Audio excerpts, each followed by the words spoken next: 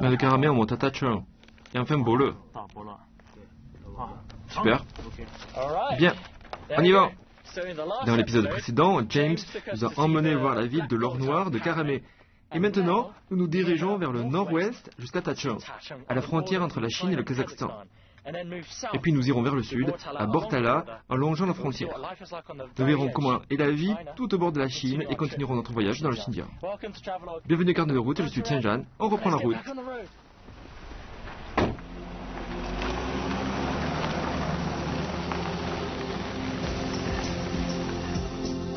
On m'a dit que le Xinjiang est un endroit comme aucun autre en Chine, que c'est énorme et que c'est l'un des endroits avec la plus grande diversité dans le pays.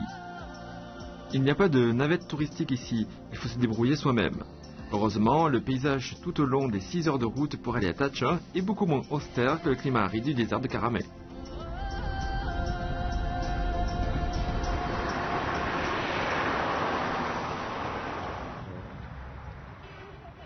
Bien, nous y sommes.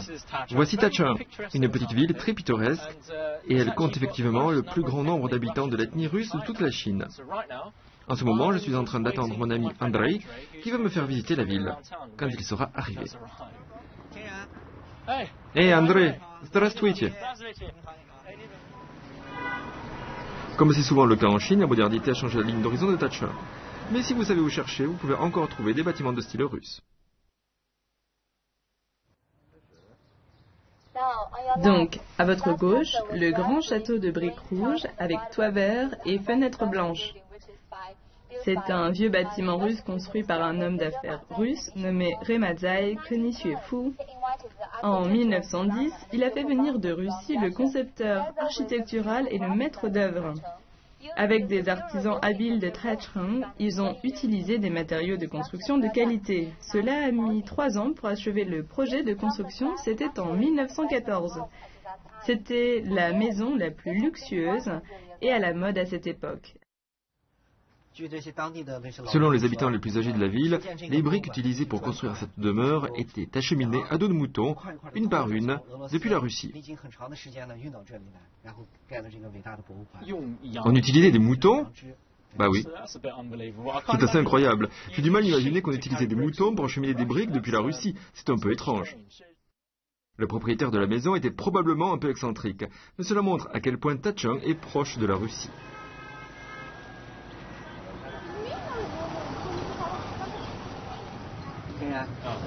Je vais vous emmener voir comment on fait le chlieb, le pain russe. Ok, super. Entrons. Voici un bon exemple de nos pâtisseries russes. Ah, c'est très joli. Il n'y a pas que nous, autres Russes, qui en mangeons. À Tachung, les gens de toutes les origines ethniques en achètent pour leurs familles et leurs invités. Il y a beaucoup de saveurs aussi. Je peux vous montrer comment on les fait à l'intérieur. Ah, volontiers.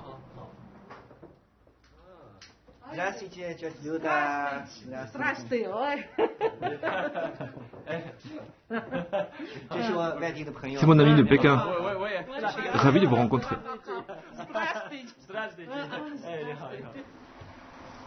Les Russes aiment le pain. C'est un aliment de base de leur alimentation, tout comme le riz, lait pour les Chinois Han. Bien qu'il n'y ait plus trop de gens de l'ethnie russe de nos jours, le district de Tachung est toujours le foyer de l'une des plus grandes communautés russes en Chine. Ici, les traditions sont encore très sensiblement les mêmes que celles de leurs proches en Russie.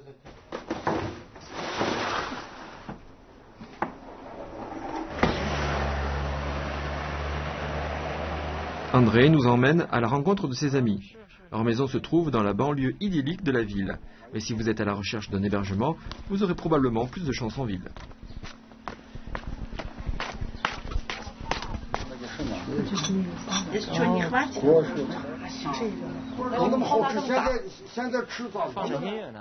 Permettez-moi de vous présenter à la famille russe qui vit ici.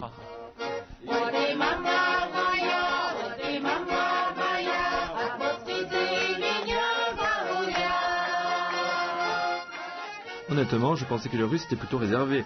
Mais dès les premières notes de musique, c'est comme si leur personnalité changeait du tout au tout. Leur visage s'illumine complètement. Sans doute, en partie, grâce à ma danse ridicule.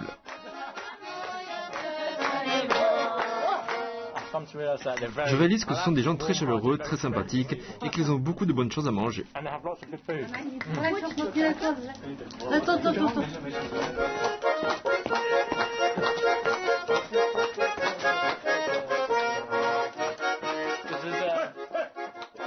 C'est un peu bizarre là.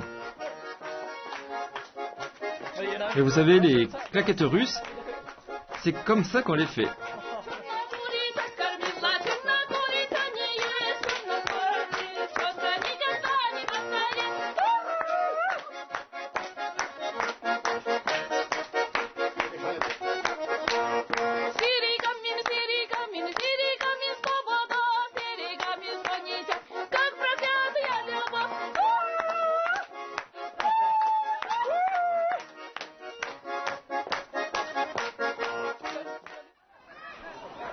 Tachong abrite de nombreux groupes ethniques qui ne partagent pas seulement l'amour du pain, mais aussi de la musique.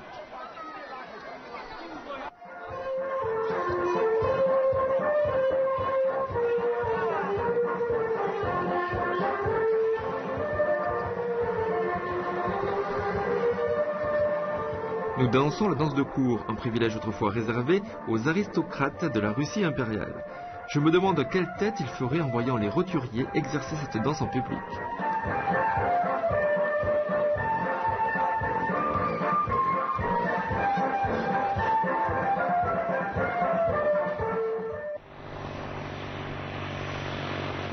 Yumin se trouve à seulement 2 heures de route au sud-ouest de Tachong. Pour être honnête, cette région montagneuse n'apparaît pas vraiment dans les guides touristiques. Mais entre mai et septembre, les fleurs sauvages éclosent et tapissent ces collines dans un beau tableau coloré. Nous arrivons un peu tard, mais vous pouvez souvent trouver des fêtes de fleurs locales, tout comme la fête des cerisiers en fleurs au Japon. Cet endroit est idéal pour faire un pique-nique ou des photos, mais pour moi, il est parfait pour des promenades hors des sentiers battus.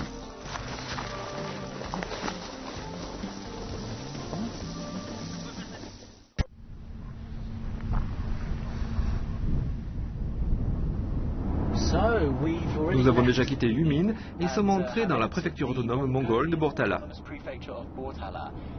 Maintenant, nous allons vers Laofonko, qui est à environ 4 heures de route d'ici et se trouve au sud-ouest de Yumin. Mais nous avons de très beaux paysages pour nous tenir compagnie.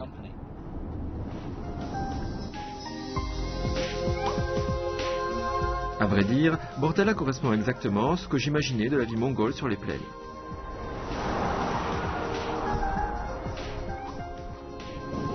Waouh, beaucoup d'éoliennes pour nous accueillir. C'est probablement parce que nous sommes maintenant très proches d'Alachanko et c'est un endroit très venteux. Et pour moi, c'est comme si elles nous accueillaient. C'est comme si elles disaient bonjour, bienvenue à Alachanko.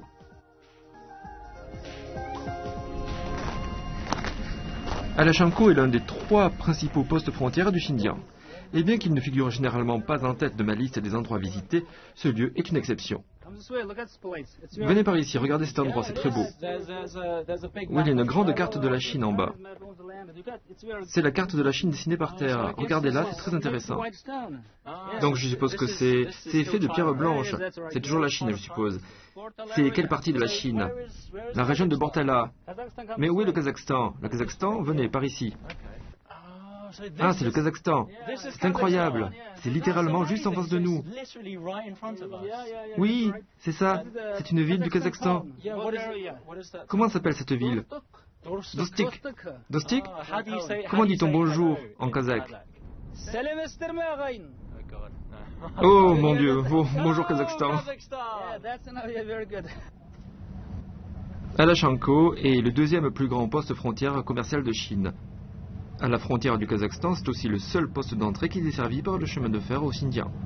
90% des importations et des exportations de la province passent par ici, la plupart d'entre elles étant des ressources naturelles. Mais avant même l'avènement du train, le commerce prospérait ici depuis déjà des centaines d'années. Vous savez, Alachanko est une partie de ce qu'on appelait la porte dzungarienne, qui était historiquement un passage très important entre la Chine et l'Asie centrale. Il était utilisé sur l'ancienne route de la soie. Mais alors qu'auparavant ils avaient des chameaux, maintenant nous avons des trains qui viennent. Et c'est vraiment cool parce qu'il y a des gens qui l'appellent la nouvelle route de la soie.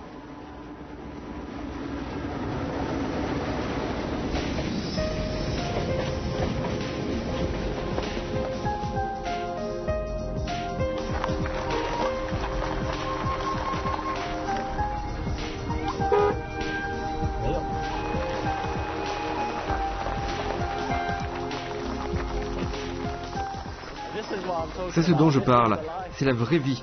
Vous savez, il n'y a rien de mieux que d'être le berger temporaire du troupeau de quelqu'un.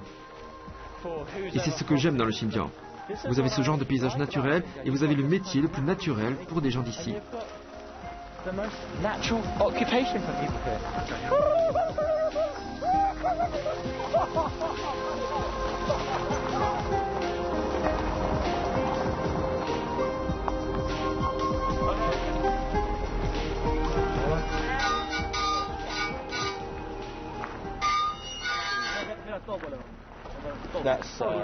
Oh oh, c'est pas bon là.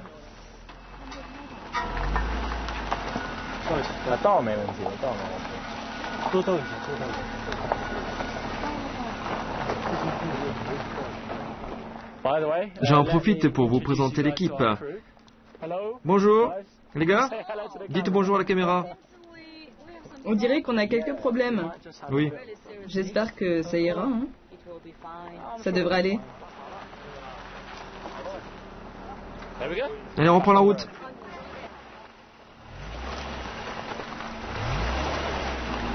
Sachez qu'au Xinjiang, les routes reliant les endroits les plus connus sont praticables.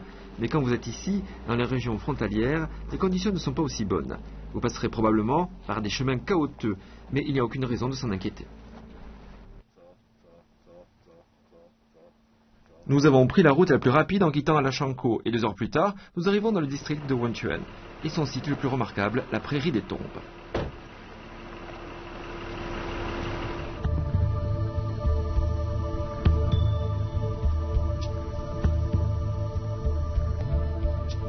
On pense que ces pierres tombales marquent le dernier lieu de repos des nomades qui vivaient 500 ans avant la naissance du Christ. On ne sait pas beaucoup de choses à leur sujet, ni pourquoi elles sont toutes ici. Mais j'ai le sentiment qu'avec ce genre de paysage, leurs ancêtres pensaient peut-être qu'ils avaient trouvé là le Shangri-La.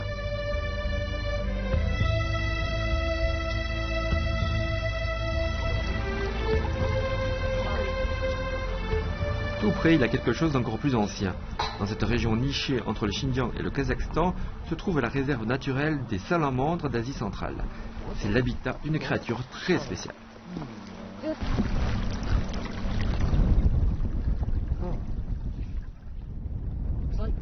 C'est comme beaucoup de poissons dans un sac de gelée. Ça tremble, c'est gélatineux. Nous recherchons la salamandre d'Asie centrale, une espèce en danger qui vit dans les montagnes autour de la porte dzungarienne.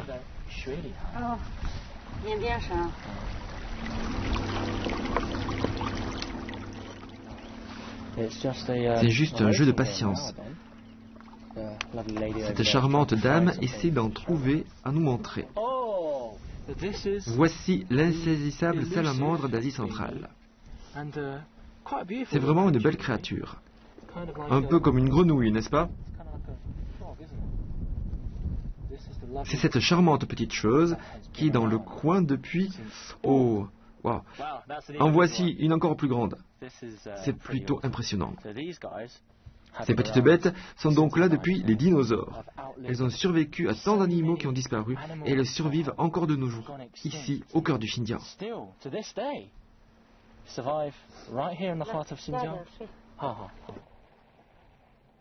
Malheureusement, la réserve naturelle n'est pas ouverte aux touristes. Mais vous pouvez visiter un musée dédié à cette espèce, du Rodel, dans le district de Wenchuan. Wenchuan signifie en fait « source chaude ». Il n'est donc pas surprenant qu'on en trouve beaucoup ici. Beaucoup de gens viennent pour leurs bienfaits thérapeutiques. Ils y restent souvent plusieurs jours et peuvent se loger à proximité. Quant à nous, nous avons seulement le temps d'admirer ce paysage incroyable sur la route qui mène à notre prochaine destination.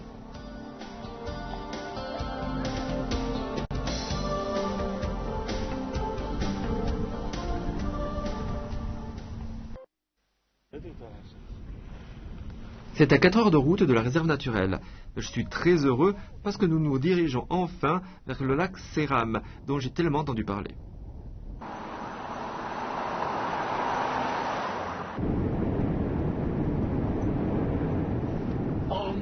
Oh, vous voyez ça?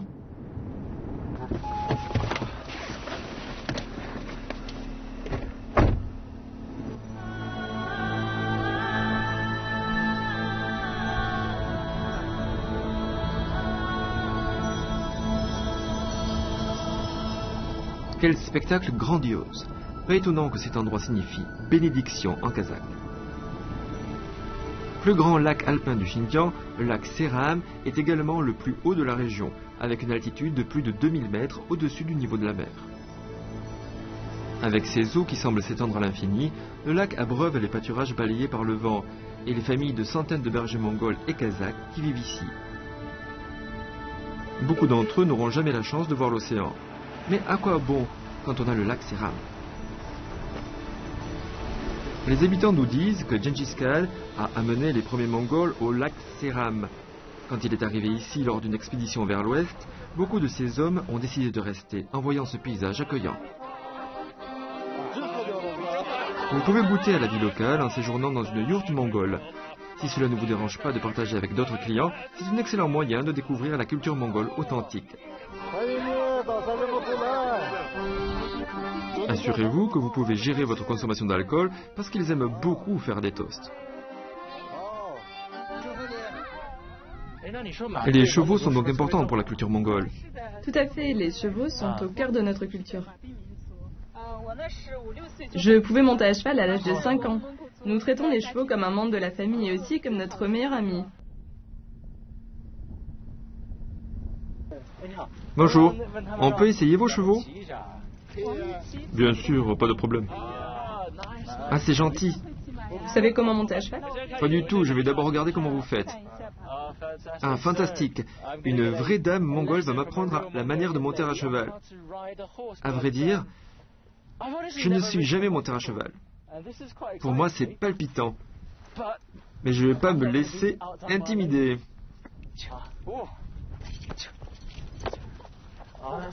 Magnifique. Vous voulez essayer? Oui, s'il vous plaît. C'est un cheval bien élevé? Oui.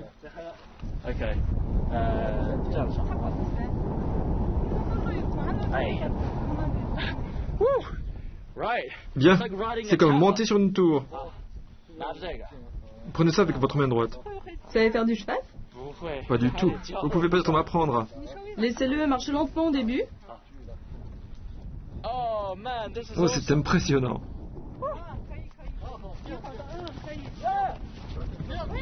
Attendez, ralentissez là. Faites vite revenir le cheval.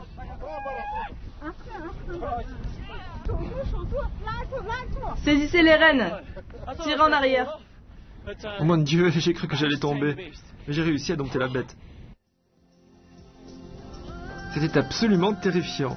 Ma vie est défilée sous mes yeux. Je dirais que c'est un très bon rappel pour ne pas faire n'importe quoi. Pour autant, les gens sont naturels. Comme les Mongols, les Kazakhs ont une culture centrée sur le cheval.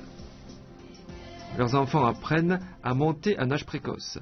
Les chevaux sont un mode de vie.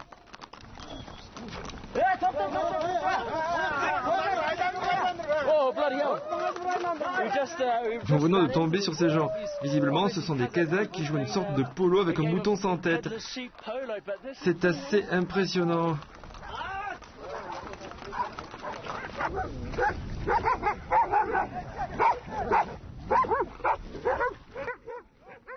Ça semble complètement fou. Mais le but du jeu est de mettre la carcasse de mouton décapité dans un but. Et tout cela à dos de cheval, bien sûr. Prenez une photo, prenez une photo.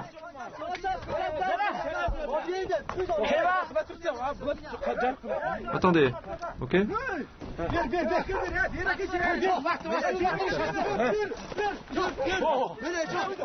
Tout le monde se bat pour attraper le mouton, et ça peut devenir très dangereux.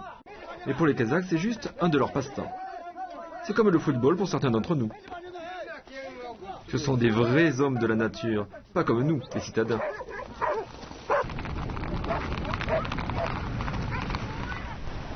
À notre époque où la modernité change bien des modes de vie à travers le monde, c'est agréable de voir que les traditions séculaires sont encore vivantes ici, sur la frontière.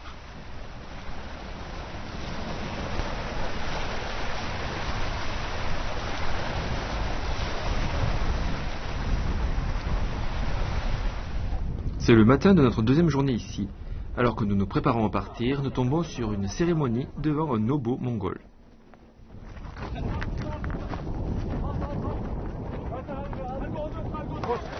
Chaque année, de mai à juillet, il y a de nombreuses cérémonies devant les obos qui sont organisées. Il y a 4 façons de les adorer. L'alcool, le sang, le feu ou le jade. Aujourd'hui, on offre principalement de l'alcool. Oui, j'ai remarqué que beaucoup de gens en buvaient. Les gens vénèrent ces talus de pierre ou obos afin qu'ils leur accordent bonne fortune. Voilà pourquoi on fait offrande de tant d'alcool. Et pour finir la cérémonie, il y a souvent un peu de tir à l'arc, des courses de chevaux ou bien sûr, ce que tout le monde préfère, la lutte mongole.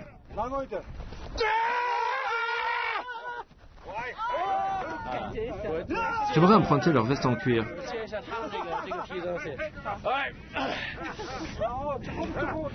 Très bien, je vais briser quelques os. Je peux emprunter ça et me battre avec eux? Bien sûr. J'espère qu'ils vont y aller doucement avec moi. Parce que j'ai failli perdre la vie hier. Et je pense que je suis un peu plus mince qu'eux. Il faut enlever le haut.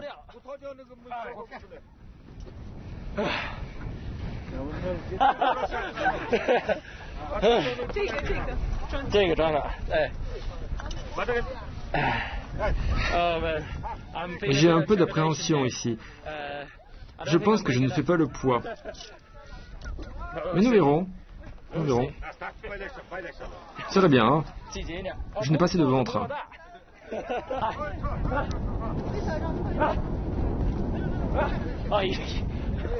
Je suis déjà fatigué.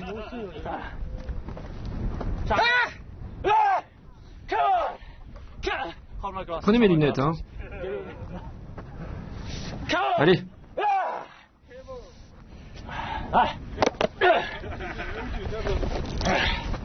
Attrape-le et jette-le.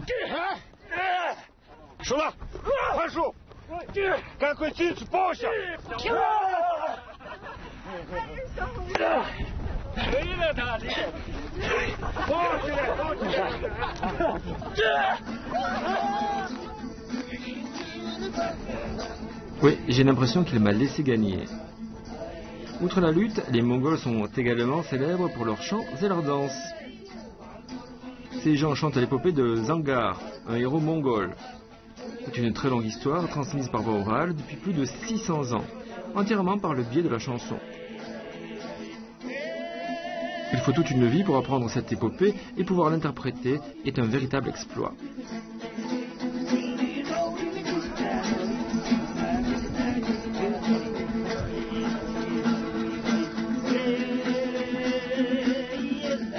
Je suis venu ici en pensant que la vie dans les zones frontalières était régie par la modération, mais je ne pouvais pas avoir plus faux. C'est en grande partie grâce à cet éloignement que le paysage, les gens et le mode de vie ici sont tellement plus authentiques. Oh mon Dieu, c'est incroyable. J'ai déjà la tête qui tourne. Quel incroyable début pour cette étape de notre voyage. Je me suis vraiment bien amusé. Nous avons passé du bon temps avec des gens de l'ethnie russe. Nous avons dit bonjour au Kazakhstan. Et maintenant, nous avons ces belles dames et ces musiciens là-bas, juste au bord du lac. Mais honnêtement, je ne m'attendais pas à voir autant de facettes différentes du Xinjiang. Et cela aiguise mon appétit pour la prochaine partie de notre voyage. Nous irons vers le sud-ouest, à Yining, et continuerons notre voyage à travers le Xinjiang. Mais la fête continue. Moi, je vais me reposer au bord du lac. On se retrouve donc plus tard.